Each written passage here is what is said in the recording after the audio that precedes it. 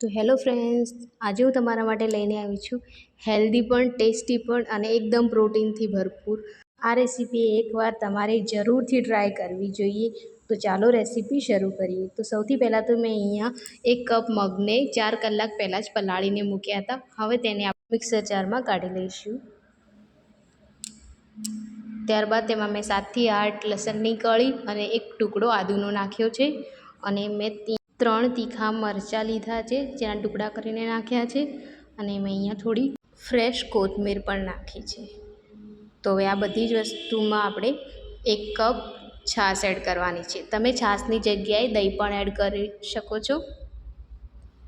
તો હવે આ બધી જ વસ્તુને આપણે મિક્સરમાં ગ્રાઇન્ડ કરી લઈશું.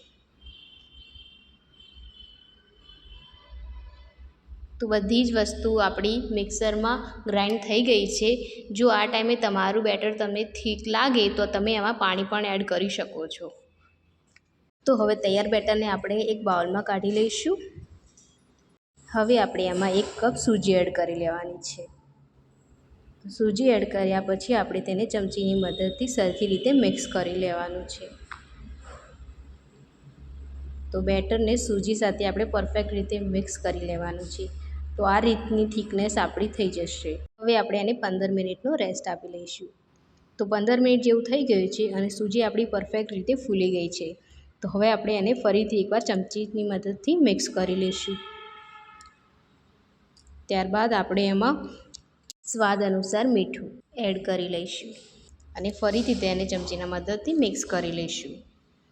તો ચમચીથી મિક્સ કર્યા બાદ આપણે એમાં ઈનો એડ કરી લઈશું. તો મેં અહીંયા ઈનો એડ કરી લીધો છે. હવે આપણે ઈનોને એક્ટિવેટ કરવા માટે થોડું પાણી એડ કરી લઈશું અને બધી જ વસ્તુને આપણે સરખી રીતે મિક્સ કરી લઈશું. તો બધી જ વસ્તુ આપણી સરખી રીતે મિક્સ થઈ ગઈ છે. તો પ્લેટને મેં પહેલાંથી જ તેલથી ગ્રીસ કરી લીધી હતી. તો હવે આપણે એમાં બેટર એડ કરી લઈશું. તો સરસ રીતે મેં બધું જ બેટર પ્લેટમાં એડ કરી લીધું છે. હવે આપણે તેને સ્ટીમરમાં મૂકી દઈશું. તો સ્ટીમરમાં મેં પહેલાંથી જ પાણી બોઇલ કરવા મૂકી દીધું હતું અને તે સરસ રીતે બોઇલ પણ થઈ ગયું છે. તો હવે આપણે તેમાં ઢોકળાને મૂકી દઈશું. મેં બંને પ્લેટ સ્ટીમરમાં સ્ટીમ થવા મૂકી દીધી છે. હવે આપણે તેને 15 મિનિટ સુધી સ્ટીમ થવા દઈશું. તો 15 મિનિટ જેવું થઈ ગયું છે. તો આપણે ઢોકળાની હવે ચેક કરી લઈશું. ચક્કુની મદદથી આપણે ચેક કરવાનું છે અને ચક્કુની મદદથી તમે જુઓ તો આ રીતનું ચક્કુ તમારું સાફ બહાર આવશે. સાફ બહાર આવ્યું એટલે આપણે ઢોકળા સ્ટીમ થઈ ગયા છે. તો હવે આપણે વઘાર મૂકી દઈશું. વઘાર માટે મેં અહીંયા તડકા પેનમાં 4 ચમચી તેલ લીધું છે અને 1 ચમચી રાઈ અને 1 ચમચી તલ લીધા છે. તો તલની ને રાઈને તેલમાં એડ કરી લઈએ અને સરસ રીતે હલાવી લઈશું. તો વઘાર તૈયાર થઈ ગયો છે. હવે આપણે તેને ઢોકળા ઉપર નાખી લઈશું. તો આ રીતે આપણે સરસ રીતે વઘારને ઢોકળા ઉપર નાખી લેવાનું છે. તો તૈયાર થઈ ગયા છે તમારા હેલ્ધી અને ટેસ્ટી પ્રોટીનથી ભરપૂર એવા મગના ઢોકળા.